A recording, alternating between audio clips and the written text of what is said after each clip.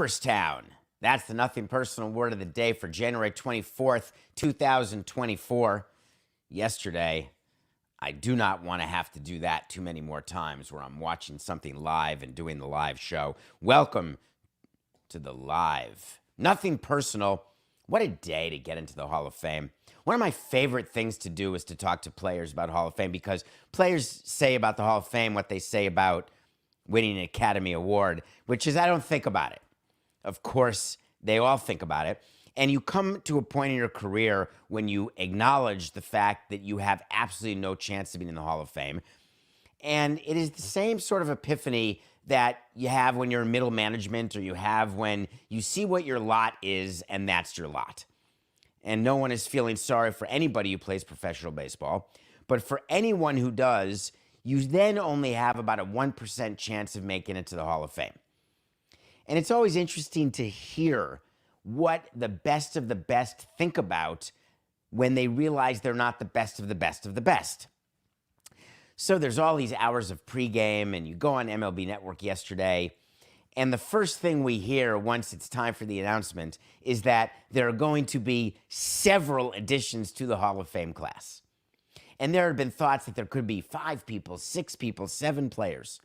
So I got into a discussion with myself, which are some of the best discussions. What number is several? 1 is 1, 2 is a couple. What's few? To me, 3 is few, 4 is several. Can 3 be few and several? If it's a couple, it's a couple can't be a few. I think a couple's just a couple. So when he said a few, he said several. Strike that, Coca. I think he said several. So I was thinking, wow, there's going to be 4 guys.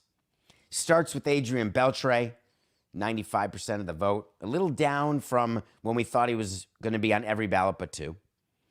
Then he gets into the player who's been on one team for all those years, Joe Mauer. Joe Mauer is in the Hall of Fame. Then we get 3rd, and then he said the 3rd and final entry for the 2023 class. So I'm thinking, well, it's not going to be Sheffield. He's done. Now it's between Wagner and Helton, and I'm going to get the wait to see right from yesterday that it's going to be Wagner. Beltre, Mauer, Wagner.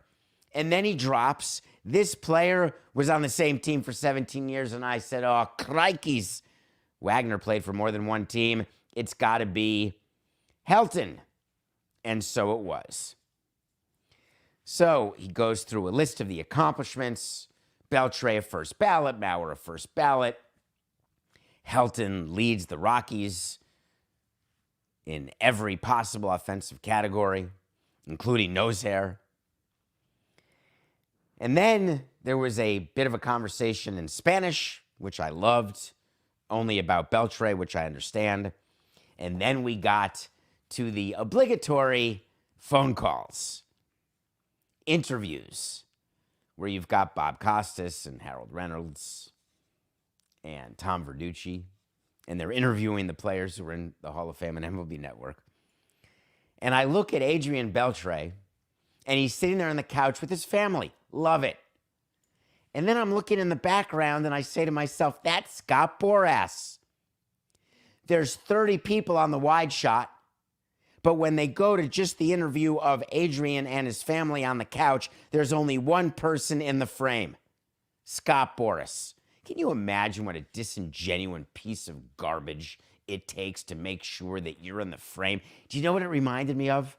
When you've got the mayor of a town when there's a hurricane coming, and then you've got city commissioners or county commissioners who are fighting to be in the camera angle for the make sure you take shelter. Like it's important to make sure you get camera time. I was very pleased for Beltre and Mauer and Helton. I was very pleased that A-Rod declined. Do you know what his percentage was in his 3rd year? Let me get it to you straight. Alex Rodriguez, the best player on the ballot for sure. 34.8%, you have to get to 75. Only in his 3rd year. Can he get there? No. Chase Utley, 28.8% in his first year. He will eventually be a Hall of Famer, and I agree with that. So what you do is you look at where people are in their votes. You can never get below 5% because then you don't get another chance. So for all you Jose Reyes fans, sorry. Adrian Gonzalez, sorry. They're off the ballot. Fine. But when you're up ballot a little bit, you look at the number of years because you get 10 possible votes. Gary Sheffield, so close at 63.9%. Everyone thought he'd maybe at 75 this year, a little feeling sorry because it's his final year on the ballot, and we told you no, and it was no. But then you've got a Billy Wagner. And I want to talk about Billy Wagner because it's the same conversation I had with Andre Dawson after 09. When he did not get in 09, he had 1 year left on the ballot. Billy Wagner did not get in 24. He's got 1 year on the ballot. The way that it was trending is that Andre Dawson would make it in his final year, and he did, just as Billy Wagner will make it in his final year. The question, of course, I have is why? And I mentioned it yesterday, and I spent time last night. I started watching the Oscar-nominated documentaries that I haven't seen. I started watching one of them this morning. I was in the theater room at about 3:12 a.m. this morning. And I'm getting ready to watch a movie because I couldn't sleep, and I wanted to start making sure I watched every movie for the great Metalark Oscar party that has not yet been approved, announced, or I've even been invited to. And all I was thinking about were these Hall of Fame voters and what changes. And I thought to myself, how do I make today's show slightly different? Whereas I said to you yesterday, I don't get what would change. Is there not room on the ballot? Is that your view, that you take up all of your slots, but then next year you'll do Wagner because you want to make sure he gets in his 10th year, which means there's certain Hall of Fame voters, writers, members of the BBWAA, and they had planned to make sure that they vote for Billy Wagner next year so that he gets in. Meanwhile, Billy Wagner spends another year of his life, and he's still young enough, but another year of his life not being a Hall of Famer, not being able to capitalize on being a Hall of Famer, just like Andre Dawson had to. And I was wondering what would make it better. So my complaint about first ballot Hall of Famers and the fact that I don't believe that Joe Mauer should have been a first ballot Hall of Famer. I'm not even sure that Adrian Beltre should be a first ballot Hall of Famer because you know that I want Ichiro and players of that ilk to be first ballot Hall of Famers. It should be very, very exclusive. Way more exclusive than just being in the Hall of Fame. But then I started thinking about my free agency dream of every player free agency after 1 year. And I have a new plan for the Hall of Fame.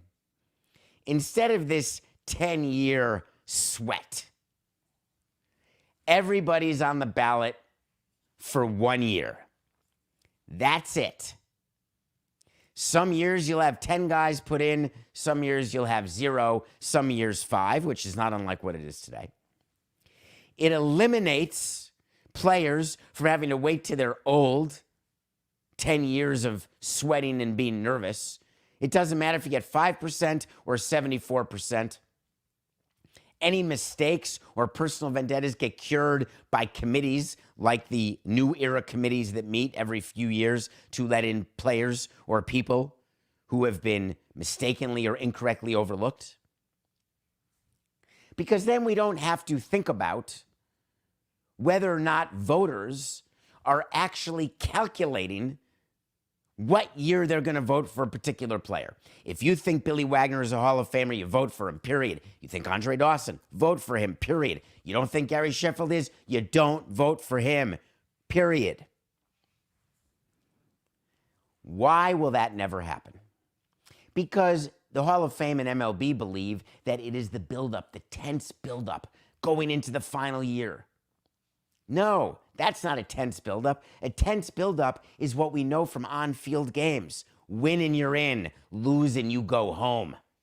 You want to get more interest in the Hall of Fame? You want to get more interest in the voting process? I don't want to diminish the tracker and the guy who's been doing it for, 11 years and how exciting it is. If you make your Hall of Fame ballot public prior to the release, you lose your vote. I don't want to take away business, especially if it's sponsored from the people who do the tracking. But forget about it. It's like polling for Election Day. Hate it.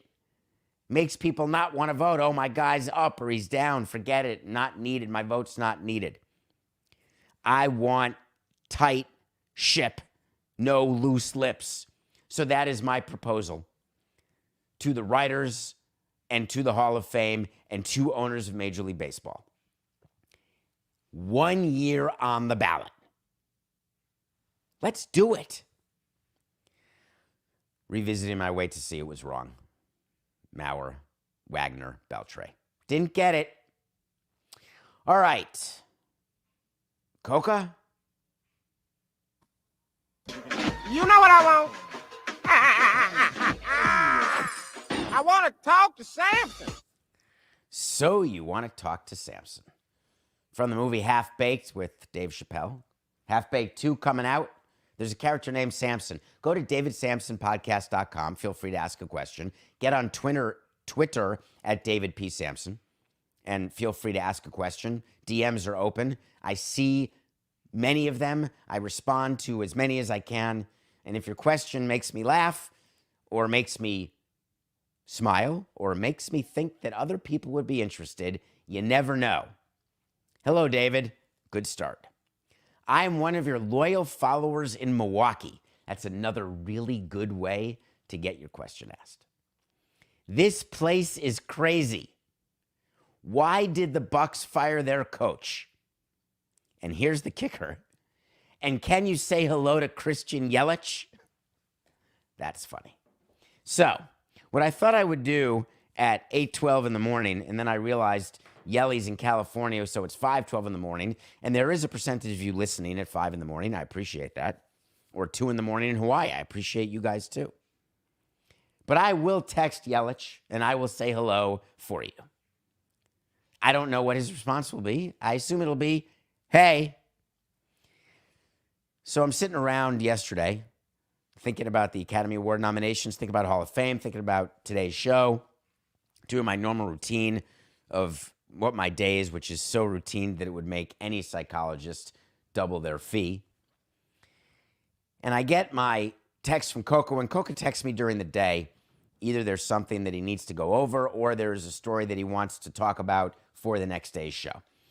And I always know in advance what it's going to be because in the preview on my phone where you can have the favorites who text to you and you have sort of them on the top of your text chain, and the picture I have of Coca used to be of him and his beard from during COVID, and now it's some sort of animatar. And when it's a tweet, I know that there's a newsworthy thing that happened. And what comes is a tweet that the Milwaukee Bucks have fired Adrian Griffin. And I was taken aback by that because the Bucks are 30-13. The Bucks have the second best record in the East. The Bucks traded for Damian Lillard. And you're halfway through a season where you're not underperforming. Analytics are saying that the way they're playing, they should have the same record as the Knicks. I don't give a flying rat's pituitary gland about that. They're 30-13. That's like saying the Marlins had a great one-run record, so they really aren't an above 500 team. Well, yeah, they were, and they made the playoffs. It certainly means that it may not happen next year, but we're not at next year. We're still in this year.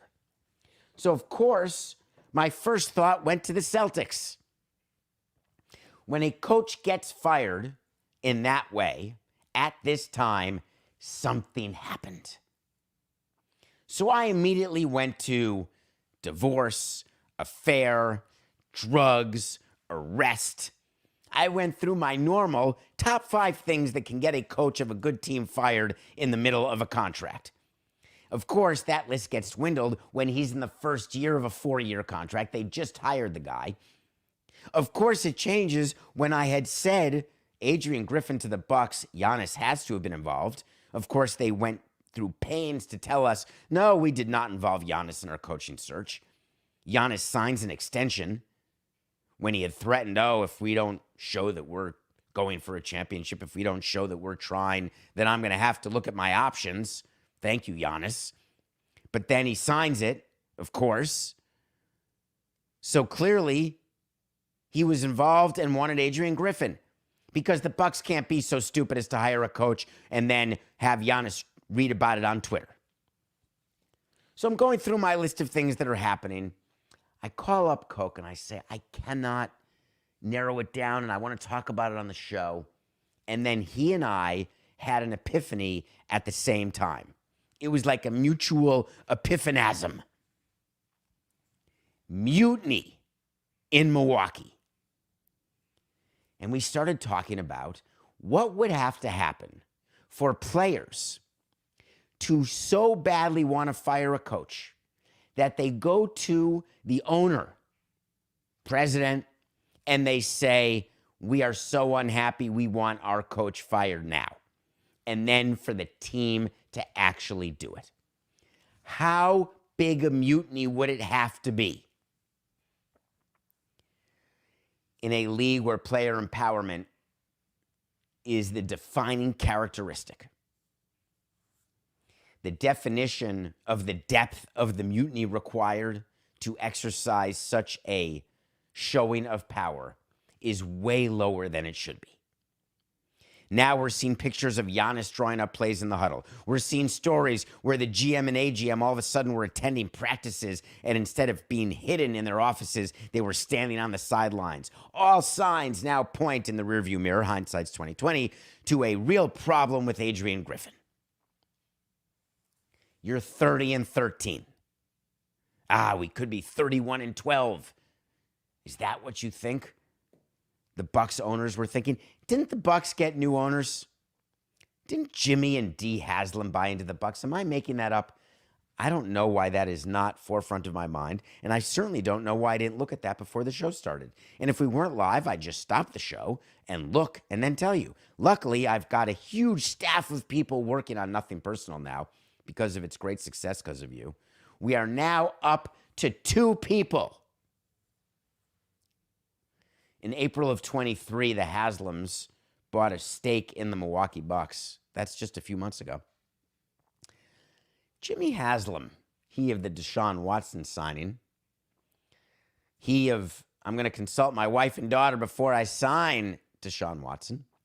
I wonder when the knock comes on the door from Giannis and Dame and Chris and Lopez, and they say, hey, Jimmy Jim, in addition to liking a sub sandwich, I would like you to fire our coach right now. And Haslam says, well, I'm such a player's owner that you want it fired. I think it looks great for us. No problem. We'll do it.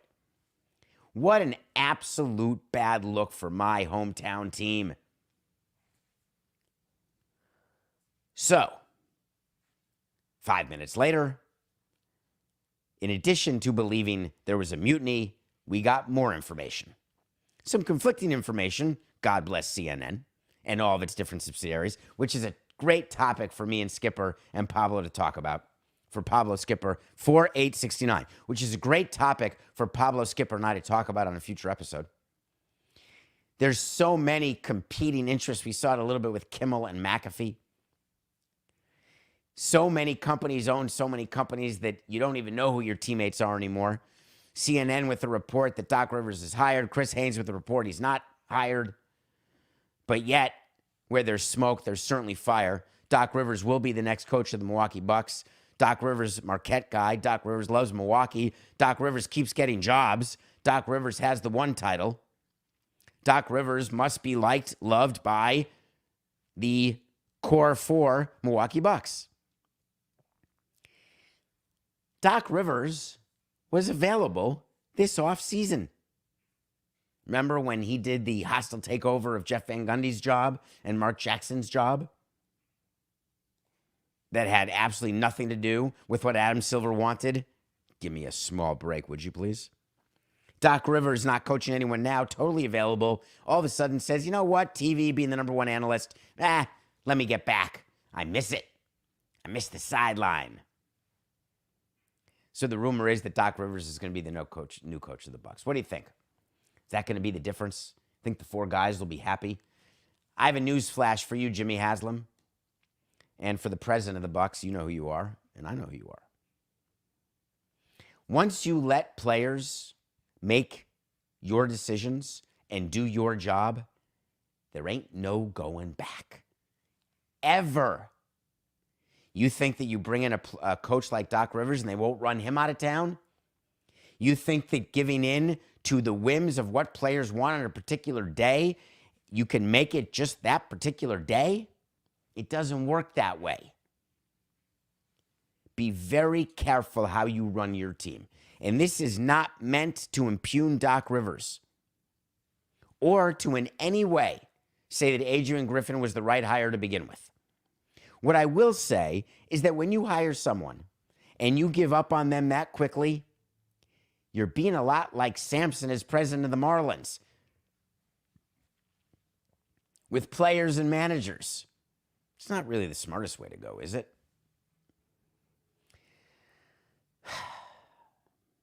Nothing personal pick of the day. We had the Pelicans over the Jazz. Were you nervous? And then the Pelicans put up 153 burger. We are 14-11. Jazz are no longer the betting darlings, I told you. So we've got our pick tonight.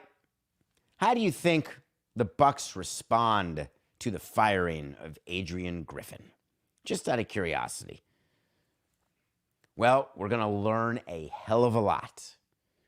Were Samson and Coca Law correct about mutiny on the Bounty? Mutiny on Michigan? That's what it is. That's what we should call it. That's better alliteration. Mutiny on Michigan. As in Lake Michigan, get it? But if I said mutiny on Lake Michigan, it doesn't sound as crisp.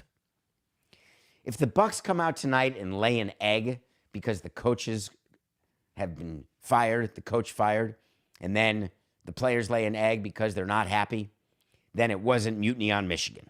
If the Bucks come out and kick the Cavs tuchus, the owners get to say, oh, phew, that was the problem. And the players get to say, see, we told you that was the problem.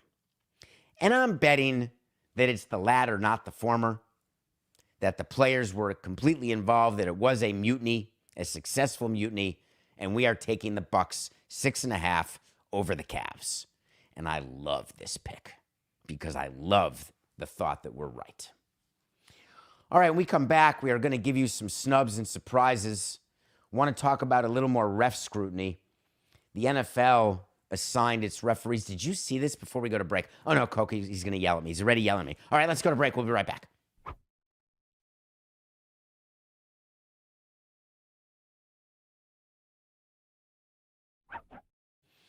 Welcome back to Nothing Personal with David Samson. I'm David Samson. When we go to break, Coca likes me to just go to break. Don't sit there and talk for 90 seconds. Just say, we'll be right back. Thank you for downloading and listening to our show and for making it the show it is today. Please go to sportspodcastgroup.com. You have another 4 days to vote for us as the best sports business podcast and the best baseball podcast. I was going to say codpast. I'm not eating fish. Do you know I'm 24 days in, Coca, on a side note, to my first New Year's resolution being successful, and I'm going to make it another week, no problem. I've been vegan the whole month. I've been hungry for a month. I've had a stomach ache, but I'm eating really healthy. Lost a bunch of weight. Made a cauliflower crusted pizza with fresh vegetables, and I put chickpeas and black beans on it and peanuts. So I had a crunch, and there's pizza sauce, which you get, and there's this squeezable cheese that is by a company I think called Miyoko. And so you can make your own vegan pizza. And then I added my own toppings. So I had garlic and onion and jalapeno and peanuts and tomato and red peppers and artichoke hearts and this cheese and, of course, onion and scallion. It was so good. I can't imagine why it was a 4 Gaviscon night. Welcome back to Nothing Personal. Yesterday were the Academy Award nominations, and I wanted to go through a couple things. You may have read about this, you may not have. There is something that people are talking about, and I want to give you just an example of where my head is on this. There is some misunderstanding that Greta Gerwig was not nominated for Best Director for Barbie, and Margot Robbie was not nominated for Best Actress for Barbie. I personally think that Margot Robbie should have been nominated for Best Actress, and I absolutely think Greta Gerwig should have been nominated for Best Director. Here's what I don't think. That the Academy misunderstood the point of Barbie because Ryan Gosling was nominated as Best Supporting Actor, and the two women were not. Of course, America Ferrera was nominated as Best Supporting Actress, but let's not let the truth get in the way of a good story. So all of these people are on Twitter saying, can you imagine the irony, the humor of people not even understanding the point of Barbie? The whole point is that Ryan Gosling would be the one to get nominated and not Gerwig and not Margot Robbie. The people who vote as part of the Academy did not give that one thought. It's a numbers game. That's it. And if you have an opportunity in the director's category to put in the director of a movie about a family growing up next to Auschwitz, you do it.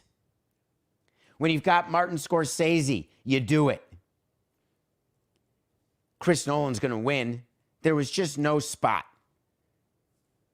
They satisfied their desire for gender equality, and believe me, that is a thought process, by putting in the director of Anatomy of a Fall, Justine Theroux. Very deserving as well. But the correlation of, hey, you don't get the show, to, hey, we acted based on the fact that we don't get the show, and I don't mean acted like in a play, I mean acted as in choosing the nominees. That is a bridge way too far, way too far. The second thing I want to mention about the nominations, in the Best Documentary Feature category, there are good documentaries. I will watch them all. I've watched most, and I'll get them all watched prior to the Academy Award on March 10th.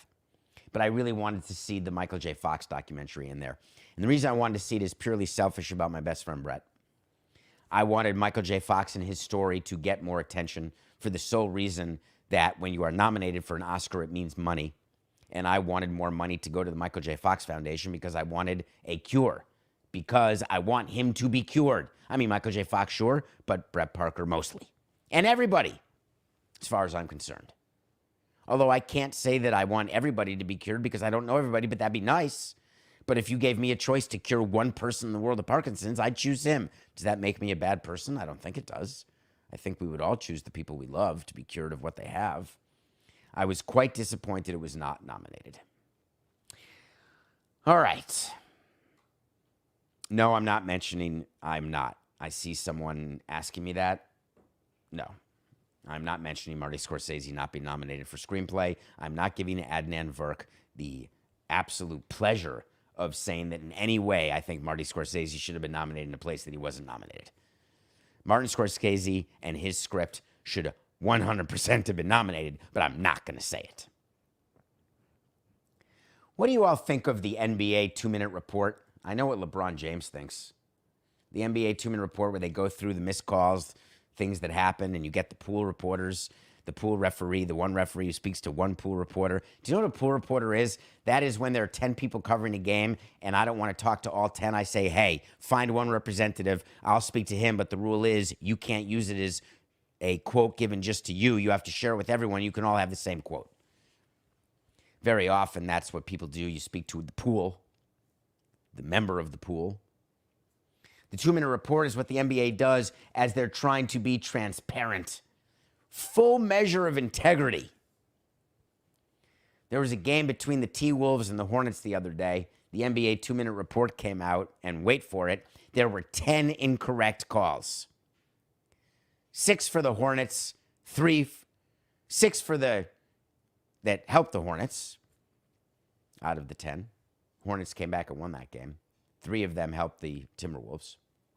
And then there was 1 foul that was given to an incorrect player. So I wanted to mention something about referees and the scrutiny in this 2-minute report. I like the idea of accountability. The fact that we have to be careful of referees gambling. The fact that we have to be careful of referees who have personal vendettas against players or teams.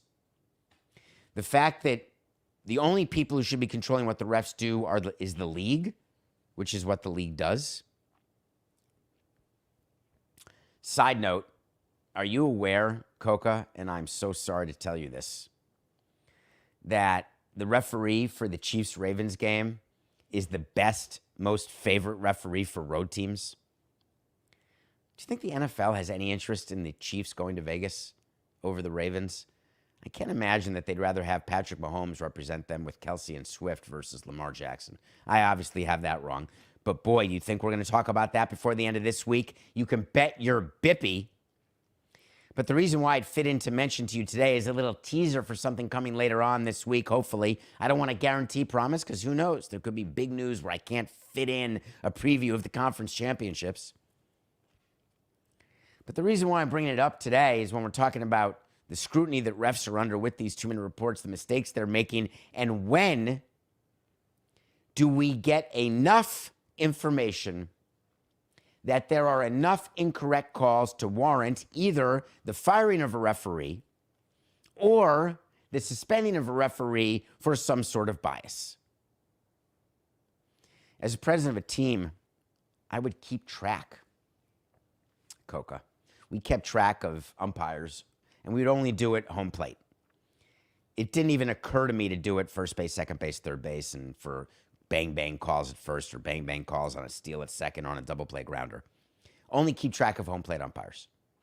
Record against home plate umpires, record of individual pitchers against home plate umpires, record of batters against home plate umpires, called third strikes, swinging strikes are what they are, but called third strikes matter when you're a hitter.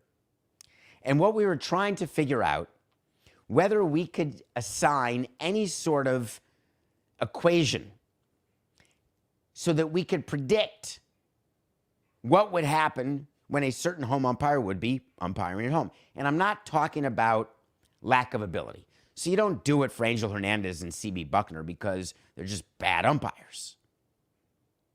You're doing it to try to see if there is any way that you can ever have any iota of proof for when you call the league office and you are complaining or protesting something, that you've got backup, that there's something real behind a call that happened and that it could have been both predicted and avoided.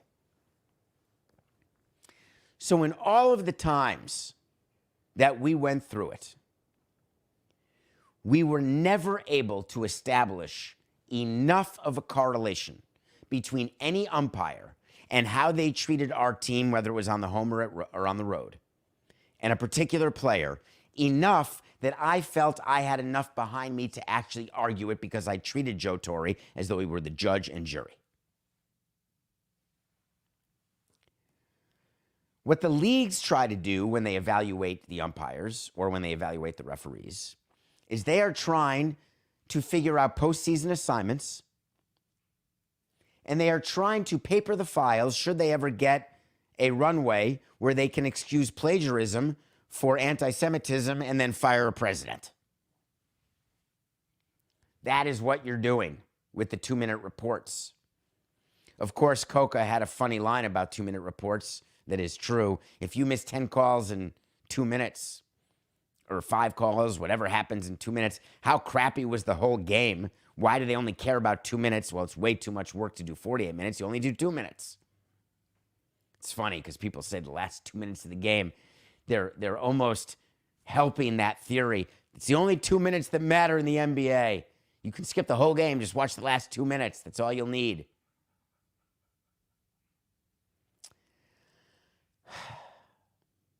I wish we had been able to find correlations.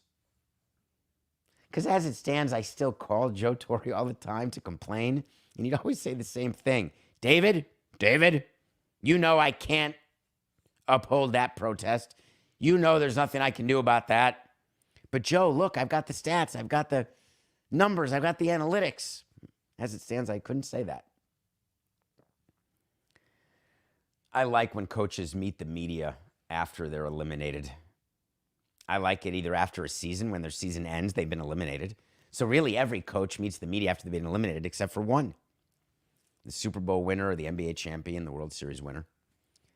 They get to meet the media after a win. Everybody else gets to meet it after being eliminated, even if it's after a win at the last game of regular season when you're not making the playoffs. You're still eliminated from the only thing that matters, which is the Super Bowl. Oh no, we're so proud of our 9-8 season. Give me a break, would you?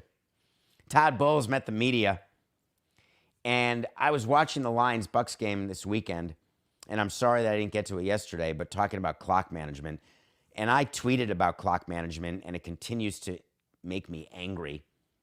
because it is something that is so important to me as a person, as a being. Clock management is my life. It's what I do. It's what I need. It's what you need. I actually am willing to say that clock management is on the podium next to health. I think it's in a silver position. What's more important? Obviously, health is number one. That's gold. But clock management, time management, those are the same thing. I'm going to put that in the silver position of what I want and need in my life. And then I'm going to put connections / love in the bronze position. Time management. I'm watching football games. I will never. Don't hire me as a coach of your team because I'm not burning a timeout in the third quarter because I want to save 5 yards. I don't care what the down and distance is. I don't care where we are on the field. Don't care. I want the seconds on the clock at the end of a game, especially a close game. Time management is everything. The end of that Bucks-Lions game was weird. For all of the compliments I give to Dan Campbell, and I do now, the mea culpas, his time management at the end of the game stunk. When you're trying to run clock off, you don't snap the ball with anything more than 1 second on the play clock when the clock is running. And the Lions kept running plays early. Don't know why. Can't figure that out. Makes no sense. I don't love a game ending and walking into the clubhouse with an unused timeout. Sort of like ending a baseball game with a challenge still in your pocket. We would tell our manager, anything that's close at the end, challenge it. You have it. You can't carry them over. It's not like vacation days used to be in the old days. Hey, you can carry over those vacation days. Companies got smart. Use them or lose them. That's exactly what challenges are. That's what timeouts are. You don't get 4 timeouts in the first half of the game next week because you didn't use it, your 3 in the second half of today's game. For whatever reason, Todd Bowles did not use a timeout at the end of the game and force the Lions to kick a field goal to either go up 11 or give the ball back to the Bucks down 8. And he was asked about it. And he had the strangest quote. He said the game was over. They were in field goal range. We would have only had 12 seconds after using the timeout to come back. Then we'd have been down 11. So it's pointless. You kind of know when the game is over. The game was over. Well, in fact, there were 37 seconds left. It was a 47-yard field goal. Or they maybe force the Lions to punt if they don't want to go from the 47, which if they miss it, gives the ball back to them at the point of the kick, not even the line of scrimmage. Blocked field goals can be returned for a touchdown, for crying out loud. Short field goals can be returned for a touchdown. Anything can happen. Games are over when you're down 2 scores and 37 seconds left. And a field goal would make it 3 scores. Are you falling into the trap I'm setting for you? Are you falling into it? Please do. Even then, they're not over. Games are never over until there's no time on the clock. We're down 9 runs, 2 outs in the 9th. Every time I was down 9 with 2 outs in the 9th, I said to myself, all right, the tying run is at the end of the dugout. Let's just start with 1. Come on, get on, get on. 2 strikes, we still have a strike left. Yogi Berra was not wrong. It's not over till it's over. And if your coach comes out and acknowledges that he ended the game with a timeout in his pocket, didn't make the Lions make a play when you always make your opponent make a play, and then actually said the game was over, it was pointless, that's a fireable offense to me. Is that really how you think of our game and our team? It's a playoff game. By the way, I think the same thing week 7.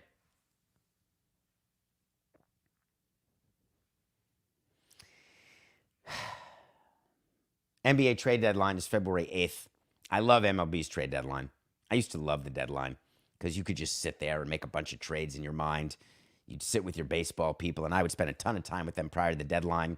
You have a board of all these possible trades. You're calling up presidents, GMs. You're calculating, let's have this scout talk to that scout. No, this AGM to that AGM. Hey, I'm going to call the owner or the president. NBA trade deadline is not till February 8th. We had a trade yesterday with the Miami Heat, and I wanted to mention it because I was fascinated by it. The Heat finally were able to get rid of Kyle Lowry, who they had been trying to trade forever. And they brought back that Charlotte Hornets player, Terry Rozier. Charlotte Hornets, the team that just got sold. Charlotte Hornets, the team that can't win, coached by Steve Clifford. The team that was just an absolute failure under Jordan. Continues to be a failure, but hey, turnarounds are possible, as we've seen in all sports.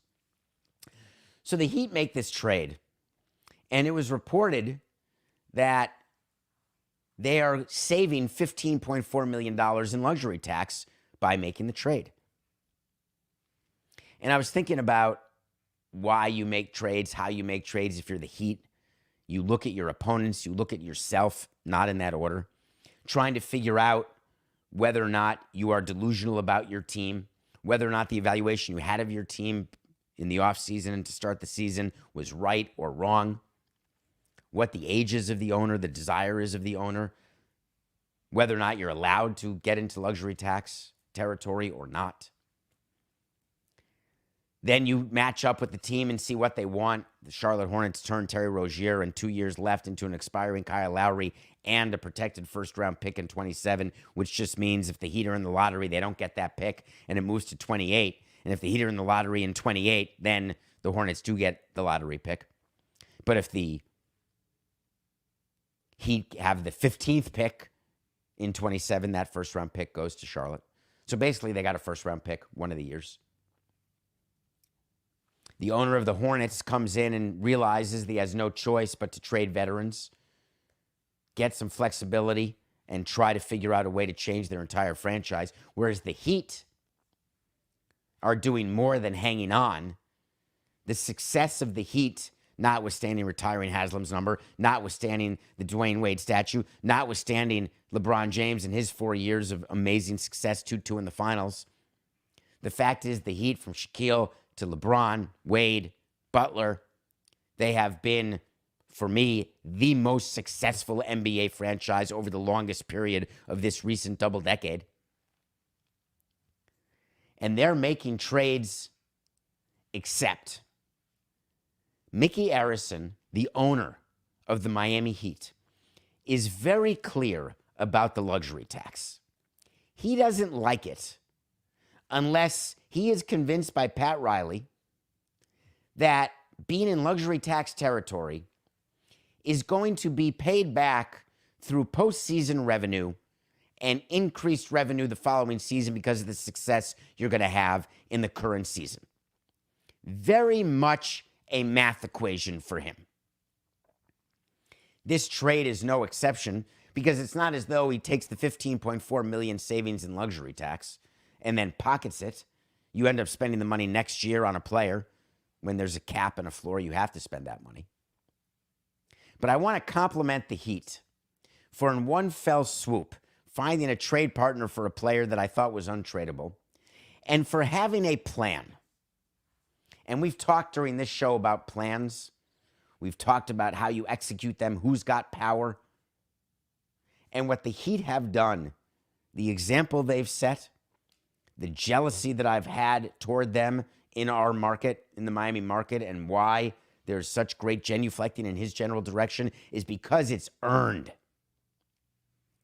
And with the trade they did yesterday, they continue their path to sustained greatness while keeping in mind the overriding, overarching, always important principle that it's just business. Good luck in Charlotte, Kyle. This is nothing personal.